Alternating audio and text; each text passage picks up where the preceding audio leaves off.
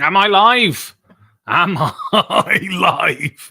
Am I live? It's the question I asked. My beard's looking resplendent, isn't it? I'm live? Am I? Am I live, though? So, on my little ticker, it says that nobody's watching, but that's all right. That's all right. I'm just going to fiddle around with my camera a bit. There we go. Yeah, so, welcome to the Wednesday night 5G4D stream. I'm strumming a guitar here. And for all of you watching this in the future, that's a C chord. That's a C major 7, apparently. And that's an A minor 7. That's an E7. It's all good stuff, isn't it? Yeah, welcome. So what are we going to do tonight? Well, loads of stuff. I mean, not loads of stuff. I mean, you know, I'm going to talk at the camera and that. I mean, we're not going to go and do an expedition to Everest or anything. But I'm going to play some songs.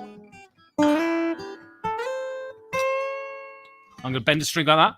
And then we're going to talk about 5G4D. If you've got any questions, please feel free. Actually, that reminds me, I'm going to pop them up in the Discord. Just see if anyone has any questions for me. Give me a second.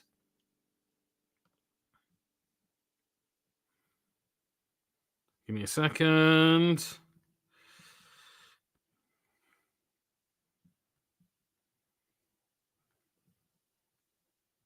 Yeah, so, I'm going to answer some questions. If you've got any, talk about 5G4D, play some songs, and rate my second shelf of games. It's the one behind me with my father's work on it. So, interesting games on there to rate. And probably games people haven't played because I think one of them certainly people haven't played. And then, you know, I think there's one bona fide masterpiece on there and a couple of really good ones. It's a good shelf. Is it a better shelf than last week's? I think it probably is. Anyway, so I'm going to start with a song. And as recently, I've been listening to a bit of Morrissey. I haven't really listened to Morrissey's solo stuff. I've listened to the Smiths, but I haven't really listened to Morrissey's solo stuff. But what I've listened to is a lot of like, he's a very self-important, pompous guy, but a lot of it's also quite funny. I mean, it's the thing with the Smiths, right? They were funny, they were witty. His lyrics are funny, and this one, like, has the patina. He has the patina of, you know, being a bit gothy and, you know, sad and that. But actually, it's quite funny, and it's certainly riffing on "Come Friendly Bombs and Fall on Slough, It Isn't Fit for Humans Now," which I think is Betjeman. Is it? Let me check. If anyone knows, pop it in the. Yeah, it's Betjeman. Slough. It's a good poem.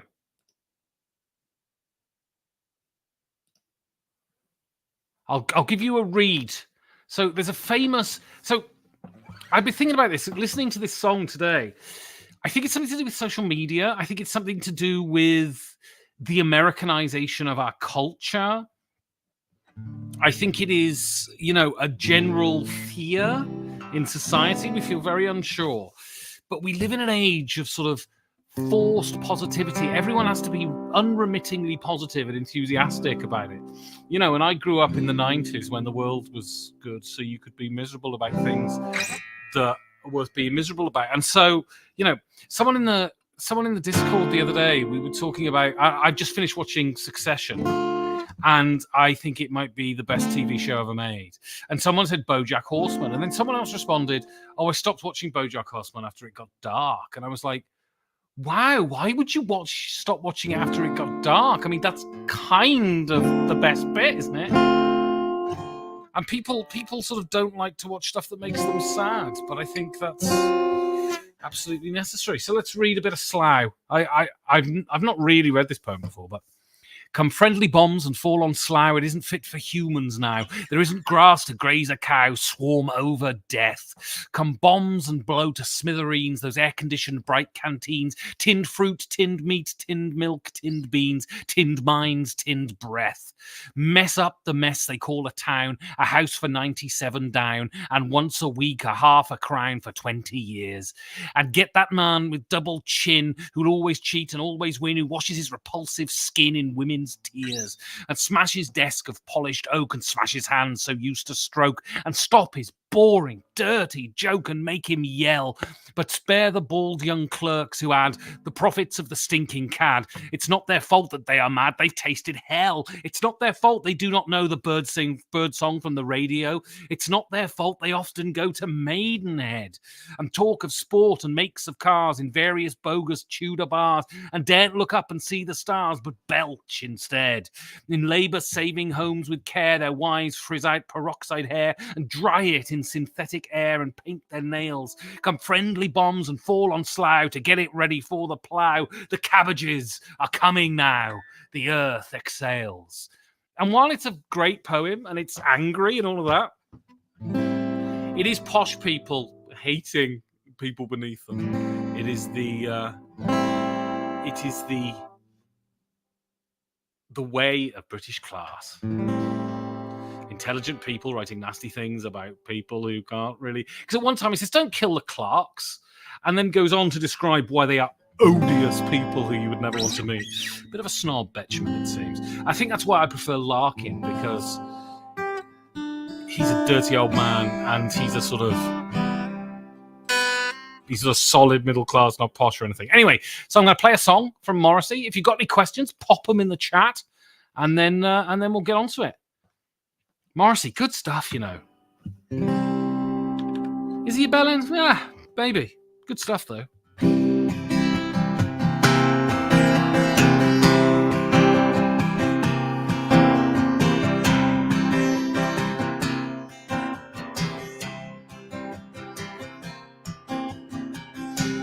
Trudging slowly over wet sand, back to the bench where your clothes were stolen.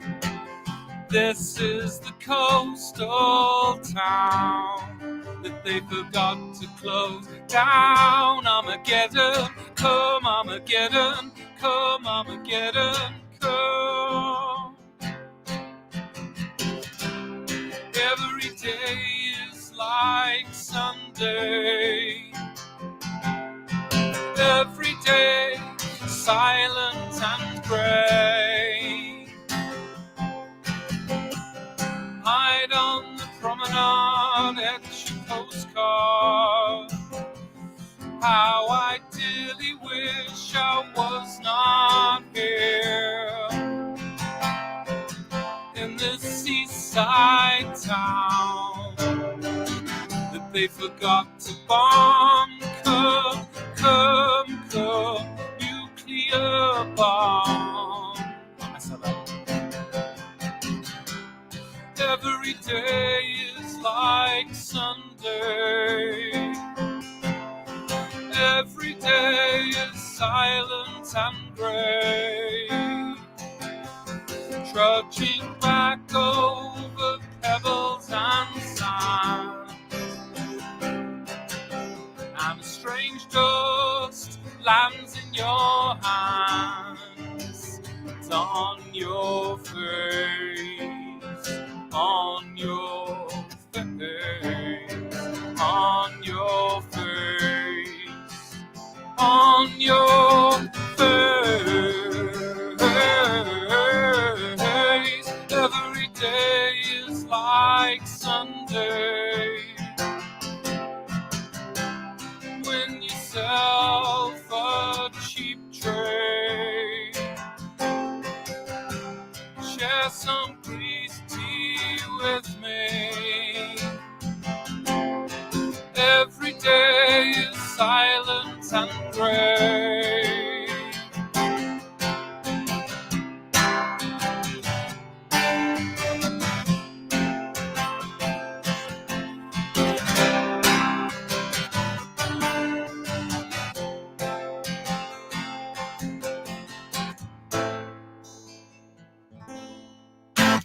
There we go. There we go. Morrissey and that, isn't it? So that, every day like Sunday. Very good. So let's talk. If you've got any comments, pop them in the comment section. If you've got any questions, and it can be about anything. You can ask me about any topic. I will answer any question on anything. I just can't guarantee that I'll give you an answer you'll be satisfied with. That's all. So yeah, on Monday.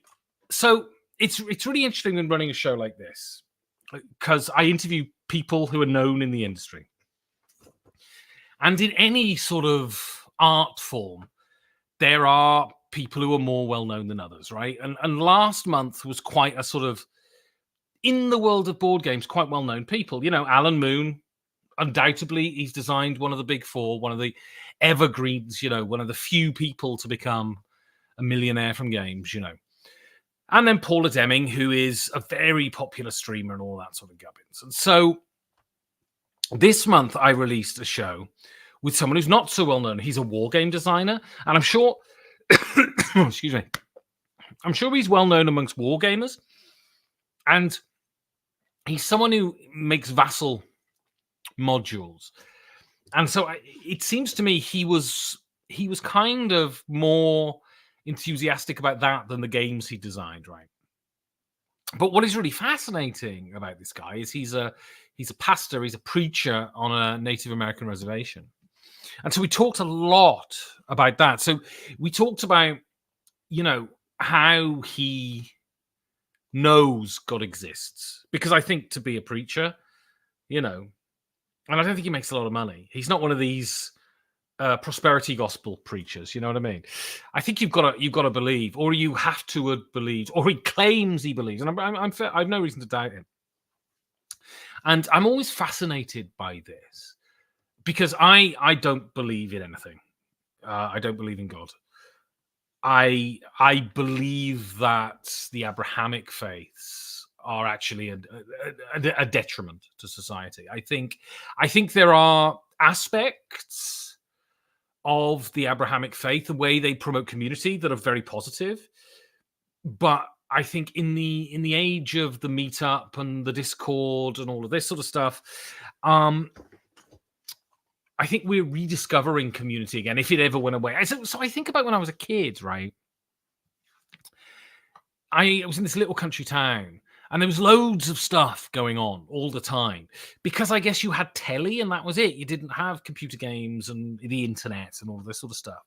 And it seemed to me that went away and has probably gone away. And in this little town is still not there, right? There's no sense of community. There's no going down to the local whist night or the bingo, you know. And so so people would argue, I think, that religion maintains a sense of community, gives people a place to go. And while I think that's undoubtedly true, I think the idea that, and it's okay to believe stuff that is unprovable, that's also fine. It's just my issue is when you start trying to make laws based on it that you have an issue. And it's because religion has had a significant sort of political power in human society since humans became so social, since they settled down. I mean, believe what you want, right? But that's, Dave says, I completely with you on religion. Now I look forward to the interview. Yeah, and the thing is, I just ask him. We don't go into it. We don't have a religious debate. 5 Games for Doomsday is not that. I want people to feel welcome on the show. I don't want it to feel like they're being grilled, and I want the purpose of when I ask people questions like that is to put their case forward and put themselves in the best light that they can, you know. And it's just, but it's very interesting. We talk about that. We talk about Native American reservations, and you know, I'm a bit of a dullard, you see. And so I asked him, you know, what is a Native American reservation? Because I think it's one of those words we kind of always. It's a ubiquitous word, and yet I don't think I've ever really investigated what those collection of words put together actually mean. So I ask him that. He explains what an Indian, what a native. I say Indian because he calls Native Americans Indians because they call themselves Indians and they wish to be called that. But he explains what a Native American reservation is. He talks about his job as a drug therapist, talking about addiction and all of this. And it's a really fascinating interview. He's a very interesting guy. And because he's you know, he's not a big name designer and he hasn't designed loads and he's not super famous in the world of games. I've had fewer downloads for this one, but I think it's a really interesting show and I think it's really worth listening to. So that's Joel Toppen. Very, very interesting. If you've got any questions, pop them in the chat and I'll answer. As I say, I'll answer anything. As facile or important as you want, I'll answer it. I enjoy answering questions. Also, tomorrow, got a video, just finished editing it. And YouTube's hard work. It's hard work to get your videos seen. And I've just decided that I'm going to do stuff I find funny now. That's my sort of YouTube. Unless I'm reviewing a game. If there's a game I really think... my Daybreak review came out. I was very happy with my Daybreak review. I thought it was funny. I thought it was a good encapsulation of the game. And so tomorrow, my video is going to be 5 games for nihilists. And it's got a couple of good jokes in it, I think. And watch it tomorrow and tell me if I'm an idiot. But I enjoyed writing it. I decided to really lean into the theme. Not that I really think I know what nihilism actually is. And I think that comes across in the video, that I don't know what nihilism is. At one point, I say there can't be anything, so zombies can't exist. Which I don't think is nihilism. But, you know, there's got to be some philosophy in which you say that nothing exists, I guess. But there's that. Next week, so there was a bit of a delay in the D&D shows, but we've got the final Session 0 prologue episode, which is really good. I recorded it yesterday. I'm in the process of editing it. That'll go up on Monday. It's really cool. It's a really, really interesting, cool episode with lots of incidents. And then after that, and it's going to be a bit delayed because Steve's in it and he's going away for a while. When he comes back, we'll record the Everyone at the Table D&D, and we're thinking of maybe doing a video of it or streaming it. If anyone would be interested in seeing our D&D session streamed, please go on the Discord. You can go on the Discord by going to 5g50.com, clicking on the pinned post, and then following the link, and you can join the Discord. And just write in the Discord you'd like to see a live stream of the D&D session, and we'll see what we can do. It's got to be a multi-camera setup. It means I will have to work out how to use OBS, but I will. You know what I mean? I will. All right, so I'm going to play another song. If you've got any questions, I keep asking this, and no one's asking me. Just bloody ask me some questions. The reason I keep saying it is because I want you to ask me some questions. So ask me some questions. Doesn't matter what it's on. I'll answer it. Matt Green says, going away for a while. You can say being reprogrammed in my basement. Not my basement. It is the basement of the big KS who controls everything. Justin says, I like that you don't stray away from deeper topics like faith. I'm not religious either, but I appreciate your respectful discourse. It's really fascinating. I found out that there's a guy who's he's a religious apologist and theologist. Theologist? Is that the word, theologist? And I found out that he played games, and so I wanted to get him on the show, and we had a mutual contact. And I asked this mutual contact, would you contact this guy and get him on the show? I'd like to speak to him. I'd like to speak to him about apologetics, and I'd like to speak to him about his faith and why he thinks it's important to proselytize and all of this sort of stuff.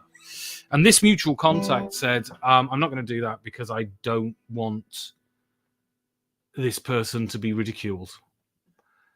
And I was surprised by that because I think, you know, I think we live in a world in which if someone disagrees with you, you think they're evil, which is a bit rough, I think, because we all disagree with each other on everything. And then people say, oh no, but there are central issues. If you disagree with me on this, we can't get on. And I kind of don't buy that either, to be honest. And I mean, of course, there are people who are beyond the pale, but even the people who are beyond the pale, frankly, I think if they're grifters and they're simply saying terrible things to attract money, well, then, you know, you can say, go fuck yourself. But I think there are people who are beyond the pale and they believe in some terrible things. And I think that you have to be pragmatic about this and say, okay, you believe terrible things. I would prefer that you didn't believe terrible things. And so engage with these people in a situation, not on my bloody podcast, because I'm not sure how I could deprogram people who have been radicalized on 5 Games for Doomsday. But I think it's just very easy for people to go on the internet and call people evil. I think that's rough. And I don't think it helps discourse. And social media doesn't help discourse at all. Anyway, I'm going to play a song now. So some people consider asking them rational questions. Yeah, I mean, the thing is, I think with religion, I think the situation is that religion had its way for so long, to the point where you couldn't really criticize it for fear of being prosecuted. And we've hit an age in which I'm sure throughout history there have been people going, oh, this doesn't seem very plausible to me, but haven't said anything for fear of reprisals. And I think there are a certain brand of religious people that think any criticism of religion is persecution of religion. And it clearly isn't. You need to ask the questions. I mean, if you're going to be making laws based on this stuff, I mean, I'm of the view if you're going to be making laws based on this stuff, it better be bloody provable. And doesn't seem like it is. Anyway, I'm going to play a song now. This is a Ben Folds 5 song. I'm not sure if I can do justice to it. I've got to put the capo on my guitar. But it's a good one. It's the opening track to their second album. Ooh, that sounds terrible. Whatever and Ever Amen, which used to be my favourite Ben Folds 5 album. But then I realised the first Ben Folds 5 album is absolutely astonishing. But this is a good song, and let's hope I don't butcher it.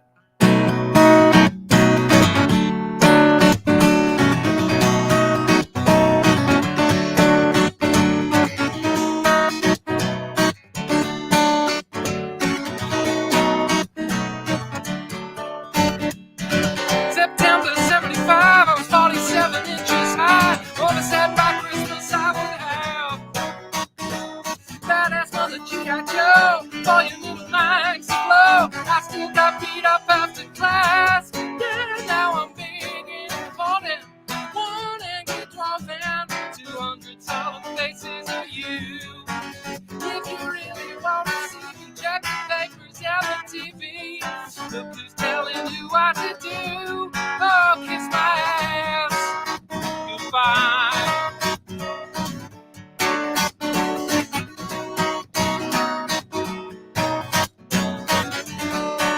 Don't give me that bullshit. You know who I am. I'm your nightmare little man. I think you stole my lunch money, made me cry. Jane remember second grade. Said you couldn't stand my face. Rather than kiss me, you said you'd rather die. Now I'm big and important. 1 angry dwarf and 200 sullen faces of you. If you really want to see me, check the papers and the TV. Look who's telling you what to do. Oh, kiss my ass. Goodbye.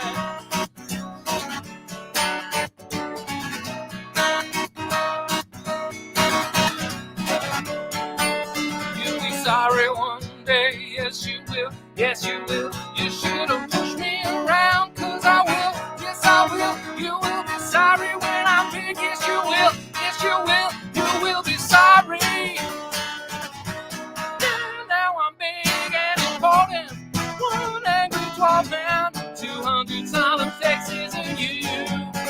If you really want to see me, check the papers and the TV. Oh, look who's telling you what to do. Kiss my ass.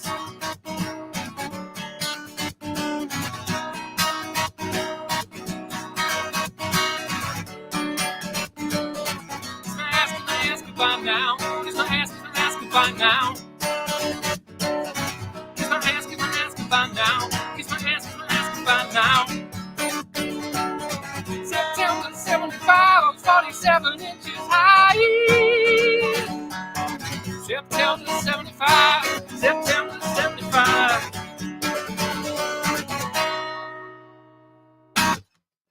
There we go. Ben Folds 5. It's a good tune. I highly recommend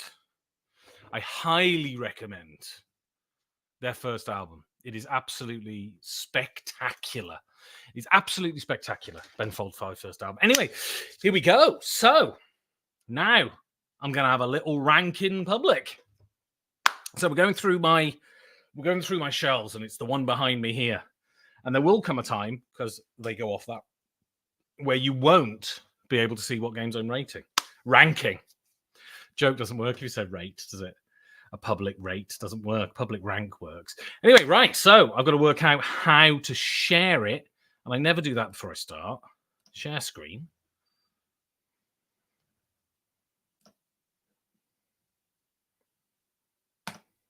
There we go.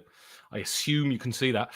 Also, just thinking about it, because I read a poem out earlier, pop some of your favorite poems in the chat. I'll read them out. I'm fascinated by poetry. And that's a vacuous statement. I'm fascinated by poetry. But someone asked me for a modern poet recommendation, and the most modern I could come up with is Philip Larkin, which is a little embarrassing, isn't it? It's the 80s. It's a long time ago. I don't know about poetry anymore. I don't read much. Anyway, all right. So this is the tier list for the games on my shelf number 2. So we have Masterpiece, fairly clear. We have Outstanding. We have Solid AF. So for the people who don't know what acronyms mean, that means as fuck. Can't really be bothered, which means don't really want to play it. And In the Bastard Bin, I believe. In the Bastard Bin? Yes, it says In the Bastard Bin. And what doing this has made me realize is, like all forms of art, there are very few masterpieces out there. There are loads of really solid. This is the thing with professional art, right? If you notice, like if you watch an American movie, it's like most American movies you watch, very few of them are kind of unwatchable. They have that kind of compelling narrative because it's all very standardized, very cookie cutter. And with professional art, you know, there's a lot of stuff that's of a professional standard, but there's very little that you come away watching a movie, playing a game, going, "Whoa, that really blew my mind." And what's fascinating is, so with films, right? You've been watching films your whole life since you were a kid, right? And so you can't have that sort of. You maybe had the epiphany when you were a kid watching a movie, but you can't remember it because they're ubiquitous. What I noticed with me and games, because I started playing games in my mid-30s, really getting into the hobby in my mid-30s, I was really what's the word I'm looking for? What's the word I'm looking for? Oh my God. I was really undiscerning in the first year of really getting into games.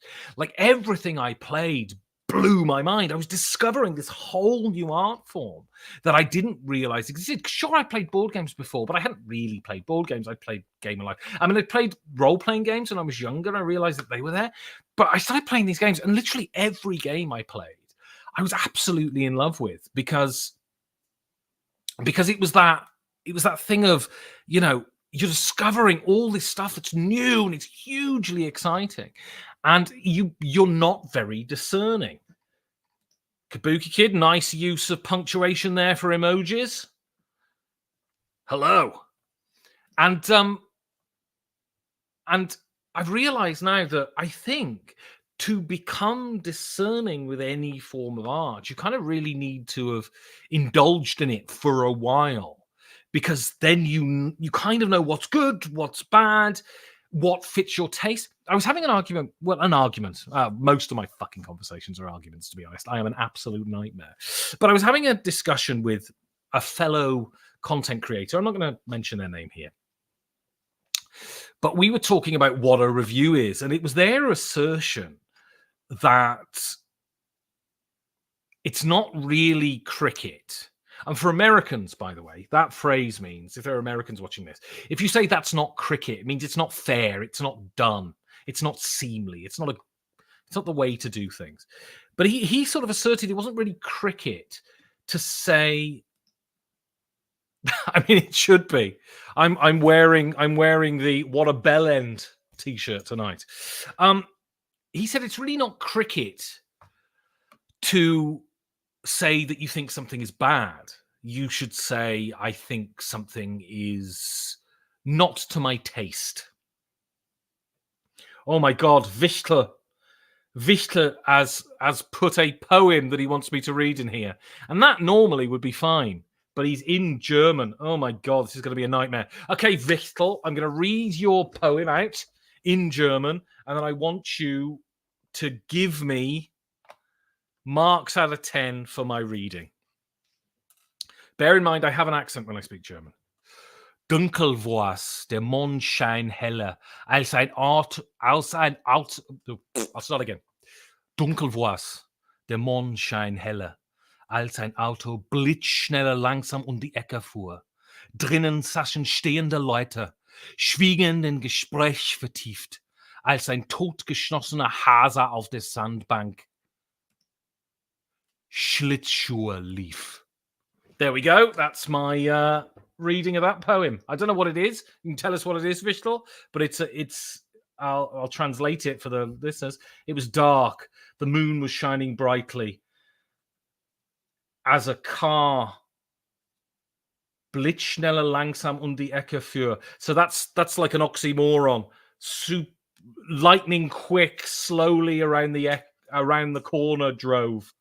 Inside sat standing people, schweigend ins Gespräch vertieft. You're going to have to help me with that. As a dead, shot rabbit on the sandbank was ice skating. So it's an oxymoron poem where it's got oxymorons and that. Anyway, what was I saying? Oh, I can't remember. I read a poem in German. Dunkel war es, der Mondschein heller, als ein Auto blitzschnell langsam um die Ecke fuhr. Drinnen saßen stehende Leute, schweigend in Gespräch vertieft, als ein totgeschossener Hase auf der Sandbank Schlittschuh lief. There we go. There we go. Excellent. All right, so, yeah, poor little bunny. Well, I mean, you know, he's been shot and he's dead, but he's able to ice skate. He seems all right to me. Anyway, when I got into hobby board games, it reminded me of when I first made a Steam account. My eyes were open to so many new indie games and then proceeded to buy more games than I should. Yeah. That's it, right? And the thing is, what was so interesting to me is that I discovered this new art form, unlike any sort of instantiation of the art form I just thought was brilliant for a bit, and then of course it wears off. It is one of the tragedies of the human mind that anything you find brilliant, do it enough, you will find dull. This is why I don't play Through the Ages on the app, because I don't want to ruin my favorite game. 7.5 out of 10. Yeah, I wouldn't have given me much more, to be honest. Tranquil, deep in conversation. I don't know how that's oxymoronic, to be honest. You can be deep in conversation and tranquil. I see a logical fallacy there. Afterlife is ice skating. I bloody hope not, because I'm terrible at it. People are fully entitled to enjoy bad games, but in my mind, everything that is produced shouldn't get a free pass not to be called bad. Yes, that's what I was talking about. Yeah, this idea that you should say, oh, well, it's not for me, but, you know, but you shouldn't say it's bad. Some stuff is bad. It's just bad. And that doesn't mean it's broken or anything. It just means it's not very good. And I think as a critic, you should say that. And for instance, my least favorite mechanism is hidden movement. I hate it. And yet I've been playing Run by Fowers Games recently, and it's fantastic. And I've realized that I think fundamentally my problem with hidden movement is that all the games are too bloody long. And this one is a nice, tight 30 minutes. It's brilliant. Yeah, absence makes the heart grow fonder. Yes, it does. My daughter is really into the London poetry scene. Wow, when we go to the Everything Poetry Night, first Monday, the Wolves Waterloo, the quality of the open mic stuff is great. You up for an example? Yeah, right, I'm up for an example. Pop it in there. Oof, go to a poetry night. All right, while Matt is preparing that, I'll get to sharing this. All right, first game. Atiwa. Uwe Rosenberg. So when a new Rosenberg game comes, what I'll do is I'll put it in here and then I'll explain.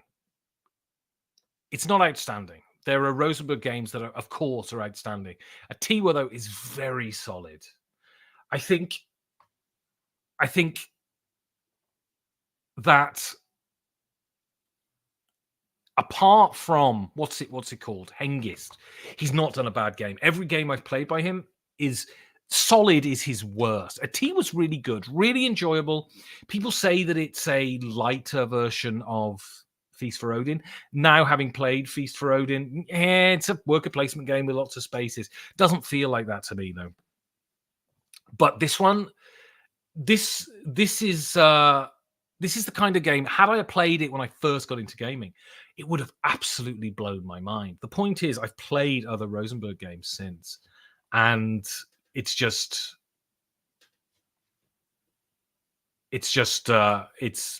an average Rosenberg game.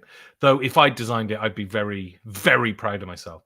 Marcus Brisman says, when I review games, I always think you might like this. Who could it be for? But some games are not just for anyone. Yeah, I don't mind that, right? I think that's fine. I mean, I think the issue in the board gaming world is it's so small.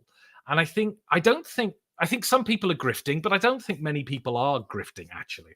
I don't think many people are lying in their reviews and stuff. There's one notable exception, but he's a bellend. But I think especially if you're in the community, there's a worry that you'll bump into someone whose game you've trashed, which is a bit rough. This happened to me. I wrote a very bad review of a game by a quite big game designer, and I found out about a month ago that he basically had said to someone, if that dickhead ever asked me for an interview, he can go fuck himself, because I'd written a bad review of his game. Although I'd spoken about previous games of his in glowing terms. So, yeah. You shouldn't get offended. If you put stuff out there as art, you should realize that some people are gonna trash it, and they might have reasons to. Bat Poop the Game. It is. Atiwa is Bat Poop the Game. So, okay, this is a love poem. I'm going to read this out. It's quite long. Okay, let's go. This is a love poem. This is a poem about love. This is a poem about our love. This is a poem about my love for you. This is a poem about my love for your exposed surface. This is a poem about my love for the sides of your exposed surface facing the sun. This is a poem about my love for the extent of your lit surface you allow me to explore. This is a poem about my love for the portions of you my exhausted form has energy left to caress. This is a poem about as much love for you my empty breath can contain. This is only a poem about all the love I am capable of. We swam in amber, sun-dipped ambrosia, and you said, don't remember me too eloquently. This is an insult, isn't it? Yeah, it's a poem. I love it. I'd have to reread it, though. But, don't remember me too eloquently. I never remember people too eloquently. I think people are assholes. Yeah, so next game. Actually, Matt, put it in the comments. What is it like going to see live poetry? Is it entertaining? And what is the ratio of good stuff to complete cringe dross? Second game, Deal with the Devil in the Bastard Bin. Should never have bought this game. It is, and my apologies to Marcus for me slagging off his bosses, but I did not. It's not a very good game. It's concealed identities, and they're really easy to realize who's doing what. It has to be 4 players, which is difficult. I didn't like his previous game, really. The one about universities, fantasy universities. I didn't like this. I didn't like this at all.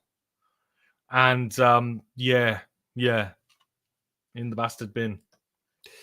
Yeah, I've had publishers react negatively to bad reviews I've written, but I always think maybe I don't want to review their games if that's their reaction. Yeah, I think to some degree, but I think there are some there are some designers who are inevitable, right? I think, some designers who are really big and that they're some designers that are really big and that their games are worth reviewing just as cultural artifacts within the hobby. And so I feel compelled sometimes to review them. I'll always review a Splotter game, even if I end up hating it, which is unlikely because I like their stuff. But I'm sure they're capable of designing crap as well. But yeah.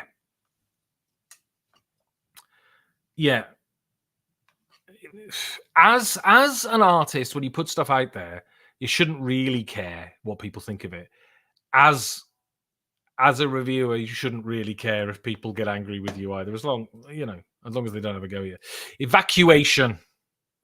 Do I like it more than a Tiwa? I think I do like it more than a Tiwa. He's a really good designer. And Evacuation is not my favorite of his, but it's a really solid design. And, he is, I guess, he's very comparable to Uwe Rosenberg, Vladimir Suchy on this. I don't think he's done a game that is as good as the top Rosenberg games. But if you get one of his games, it's not going to be a waste of time and it's not going to be a waste of money.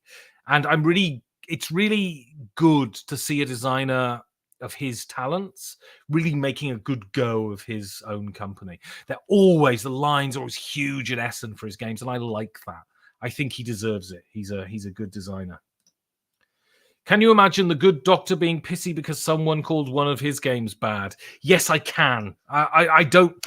I assume Reiner Knizia doesn't read reviews, to be honest. But I can't imagine him getting pissy. I mean, so the thing is, if I published something and someone said it was shite, I mean, I get pissy. I just don't think I would hold it against the person saying it was shite, and I certainly wouldn't go on a public forum and say that. We're looking at Kraftwagen. It's not a masterpiece, but Kraftwagen is outstanding. It's a really, really good game. I think there's a new version coming out, so it might increase its profile, but it's really good. It's a really clever game. Matthias Kramer is a really clever designer. And he's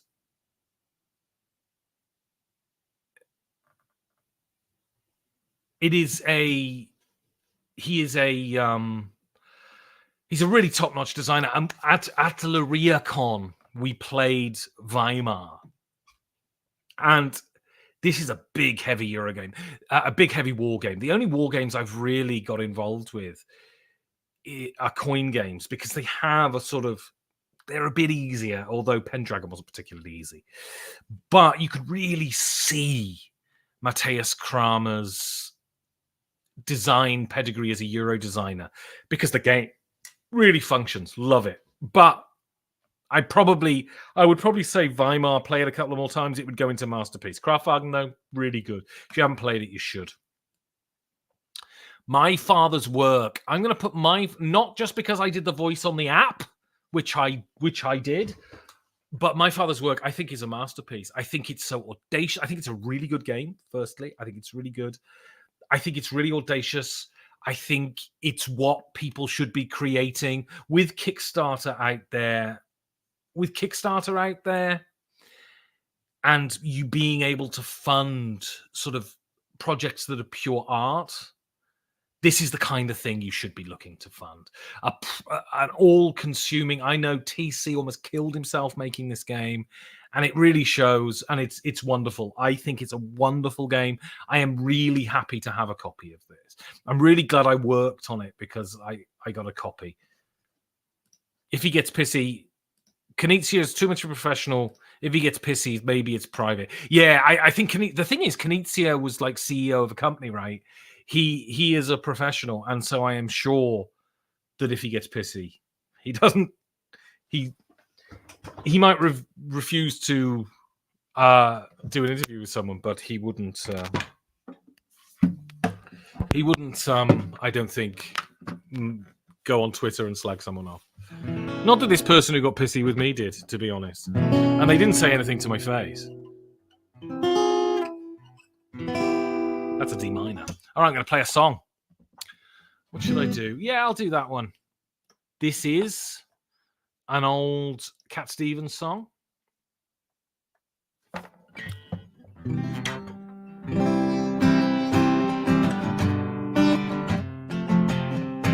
And this is a great song. I love this song. I heard this on a skateboarding video when I was about 15. And instantly heard it and just thought it was just perfect. And it is. It's a very Cat Stevens song in the way that it's quite sort of hippie-ish. But I love it. And if you want to sing out, sing out. And if you want to be free, be free. 'Cause there's a million things to be. You know that there are. And if you want to live high, live high. And if you want to live low, live low. 'Cause there's a million ways to go. You know that there are. And you can do what you want. The opportunity's on. And you can find a new way. And you do it today. And you can make it all true. You can make it undo. You see, it's easy. You only need to know. But if you want to say yes, say yes. And if you want to say no, say no. 'Cause there's a million ways to go. You know that there are. And if you want to be me, be me. And if you want to be you, be you. 'Cause there's a million things to do. You know that there are. And you can do what you want. The opportunity's on. And you can find a new way today. And you can make it all true. You see, it's easy. You only need to know. And if you want to say yes, say yes. And if you want to say no, say no. 'Cause there's a million ways to go. You know that there are. And if you want to be me, be me. And if you want to be you, be you. 'Cause there's a million things to do. You know that there are. And if you want to sing out, sing out. And if you want to be free, be free. 'Cause there's a million things to be. You know that there are. You know that there are. You know that there are. You know that there are. And always finish on A minor, because A minor is the best chord to finish a song on. Because it ends it all melancholy in that. All right. Yeah. So when this was on the video, I didn't know Cat Stevens at all. I had no idea, and I heard this song. Like, I didn't know Simon and Garfunkel, and I heard Sound of Silence on a skateboarding video when I was a teenager, and I thought, oh my God, this is the most amazing thing I've ever heard. And then I realized it was Simon and Garfunkel. I think it was a Plan B video. I appreciate the effort that went into my father's work, and the production quality was off the charts. Suddenly, I bounced off it hard when I came to actually playing it. You know, I think Casablanca's a bag of shit. So, you know, there are certain things that, you know, even great works that we don't like. I permanently associate this song with Harold and Maude. I love Harold and Maude. I need to watch it again. I don't remember it, but it's great. Michael Newsom, I've never played Evacuation. The board looks quite overwrought for the actual gameplay. So it's one of those things, right? It does look overwrought. But once you get it, you get it. It's fine. I often find these things with games. Words are terrible ways of conveying game rules. And so you read a rule book and you go, I have no bloody idea how to play this. But once you get it into your hands, once you move it and you start realizing what's happening, it clicks and it's quite easy. Evacuation is great. And once you realize what the board is, it's actually pretty simple, I think. All right, Dogs of War. Boom, boom, boom. Not only is this game a masterpiece, it is an underrated masterpiece. It's an absolutely fantastic game. I don't know. Oh no, it wasn't the archaeology game was the re-implementation of Ethnos, wasn't it? It's just so good. It plays at 6 players and it's brilliant at 6 players. It's super simple, yet it's very difficult to win. It is riotous, it's silly, but it's a proper game design. I love Dogs of War. It is an absolute tragedy. I remember I was watching, there was those guys who did that sitcom about board games. Bored to Death, were they called? Bored of Life, I think they were called. And I was watching a video with him, and he recommended it. He said it was the game of the year, and I'd never heard of it. And I just went on my local, my local board game selling site. That's what you call it. Bloody boomer! Look at the I think the beard's infecting me. And I bought it and I played it, and I was just like, "This is the best game ever made. It's brilliant, absolutely brilliant." Paolo Mori is a fantastic designer. I think Paolo Mori is consistently up there, unlike any other designer. I've never played a Paolo Mori game that I thought was crap. I think he's absolutely fantastic. He might be my favorite designer. Yes, you do have to play Cry Havoc prior to this. That's a Shakespeare gag for all the people out there. If you've got a poem you want me to read out, by the way, this has turned into Poetry Corner as well. Pop a poem in. The only game I own of his is Blitzkrieg. Ethnos is brilliant. Dogs of War is brilliant. Blitzkrieg is brilliant. Match of the Century is brilliant. I'm trying to think of other games. Vasco da Gama is brilliant. He's a great designer, Paolo Mori. Underrated in certain senses. I think he should win the Spiel des Jahres. He was nominated for the bingo game. I haven't played that one, though. Votes for Women. I think Votes for Women is solid. Oh, yeah. You've got to love Ethnos.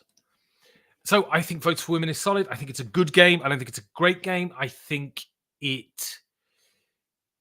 So what it isn't, and I would say this, and this might not bother you, and it didn't bother me particularly, though I think it can be on the nose occasionally. This is not a cold, neutral view of history. This is a game that very much wears its political affiliations on its sleeve. It is clearly that, and the flavor text and the way the game. I mean, I'm not saying that there's an argument for denying suffrage to women, but it's not about history. The designer puts their political views into the game, and puts their political views about the modern world into a game set in that history. It's not a massive issue for me. If you want something that is sober, then maybe Votes for Women is a view, but it's good. It's a good game. And Fort Circle are brilliant. I think they are going to be at the vanguard. I think that Osprey, Fort Circle are really doing these lightweight, accessible war games that are great. Libertalia is from Paolo. I can't believe I didn't say it. It's my favorite Paolo Mori game. But I play the old one. I like that one a lot. Don't own it. Yeah, I'd want the original printing. I think you have to. And Matthew Green, famed board game designer Matt Green, says Libertalia is an unimpeachable classic, and I can't disagree. And while I quite like the changes in the new version, there's something about the old version, the way it evokes dirty pirates. I would go for the old version every time. I think the things they fix in quite a nice way, but I'm not sure the fix is needed, to be honest. Yeah, me too. I'm not a baby child. I don't need a children's book. Virtual Revolution. I would say Virtual Revolution. I would put it here. Now, you may not have played this game. This is a area control-y thing based on a movie designed by the director of the movie. And it's sort of post-apocalyptic. No, it's not post-apocalyptic. It's cyberpunky. And it's really good. I was really impressed by it. I have a distaste for anthropomorphic. There are exceptions. Yeah. As I say, I'm not a kid. But I really enjoyed this. It's a nasty game. The game smacks you around. Other players smack you around. Is it the best area control game ever made? No, that's El Grande. But this is a really good one. I would recommend it if you get a chance to play. I did a review of it. You can go on the channel and see the review. I enjoyed Virtual Revolution. I was surprised by this. And it's Studio Ash. And they make really good games, I think. I've got Ultray, and I need to play Ultray more over there. But yeah, I was surprised by Virtual Revolution. I think it's pretty good. Do you feel... I don't think it has been unseated. Rumble Nation is an absolutely amazing game. It's a Japanese game that does El Grande in about 20 minutes. It's absolutely astonishing, really good, but it's not as good as El Grande. I think... So the thing is, El Grande is a pure area control game. I think there are dudes on a map games that I like more that maybe I think that are better. For instance, Chaos in the Old World I think is brilliant. But for just a pure area control game, I don't think it's been beaten. It is absolutely astonishing. And the last one, I think, honestly, I'm putting Ispahan in Masterpiece. I think Ispahan is brilliant. It's a game that doesn't get talked about because Istari got swallowed up by Asmodee, and they don't do anything anymore. And Istari have these series of absolutely brilliant games. I think Ispahan might be the best of them. It is fantastic. It's a very simple game. It's like 3 or 4 rules, but it's really great. And I highly recommend, if you have not played it before, get on it. It's so good, Ispahan. Actually, I've got it there behind me, and I think I might take it to game night tomorrow night. It's brilliant. Well, there we are. Tell me what you think of my games, if you think I'm a moron. If you got a poem, I'm going to find a poem to read. Did I read this on the stream before? And this is a classic. This is a very famous poem. I'm not being particularly original, but I love this poem because it's an underrated beauty. Yeah, it really is.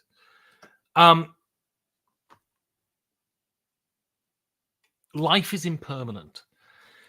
And if you can evoke that impermanence in a very clever way, if you can talk about the central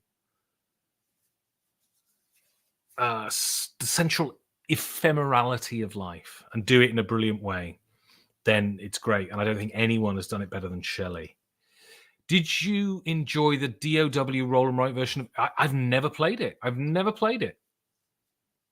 going to look that up. So no, I didn't, but because I haven't played it. All right, this is Ozymandias by Percy Shelley. And it's just brilliant. It's as famous as it is for a very good reason.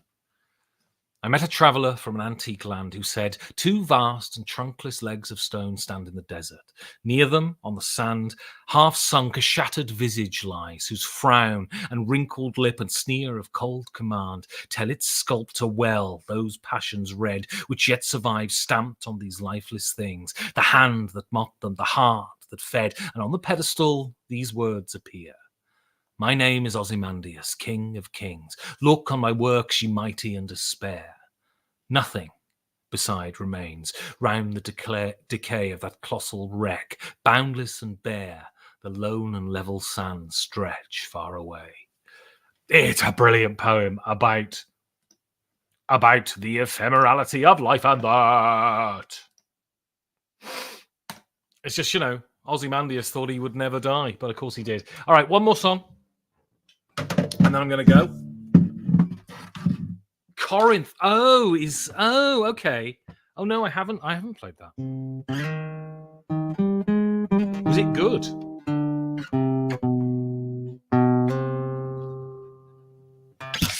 All right, so I'm going to finish up with a Ween song. I don't think I've played a Ween song in a couple of weeks, actually. And this is Tried and True. It's a great song. At the dawn, I woke, I was alone, rising. I called upon the force of time and space, calling. And as she came to me, I fell back down, realizing that it's cool for you to love me now. I'm everything, everything 'cause tried and true. I see the light in you. Oh, can you dig in my soul? Did you smell my whole life? You bent the edge, eclipsed, turned around, blinding. Through the dark, sparked rays of violet light, blinding. I went about the job of sowing thoughts, feelings. Some were good, some bad. I felt the cries of healing. 'Cause tried and true, I see the light in you. Oh, can you dig in my soul? Could you smell my whole life? Rise, my dawn. You've been awake too long. Let me rest in time while I blow your mind.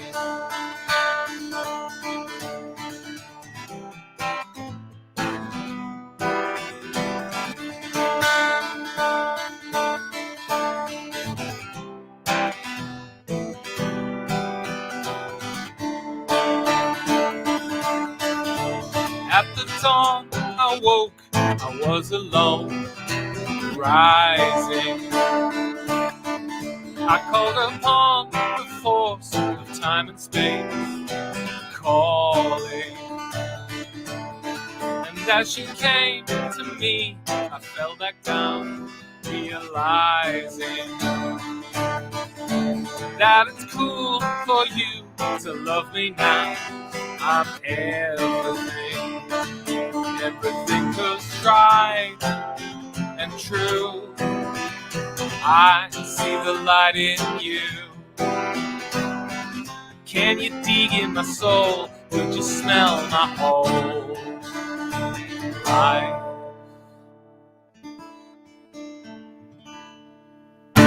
Oh, Ween, best band out there. Well, that's it. Very exciting. Death, the great equalizer. Indeedy do. Even, well, you know, we'll see in the future. I want better than my next party. Better than the guy who sits there with the acoustic playing Wonderwall over and over. But the problem is, this is the surefire thing. People are enjoying themselves at a party. Then some dickhead gets out an acoustic guitar, and no matter what they're playing, they make the party worse. João Viegas, cool song. Thank you very much. It's Ween. Indeed, I like it. Not familiar with it. It's Ween. Listen to Ween. Love a bit of Percy Bysshe, indeed. Alastair is a great one too. Don't know it. I'll read it. Hi, Ben. Very late to this. Hello and goodbye. Hello, Peter. And to you and the rest of the people here, goodbye. Have a lovely week.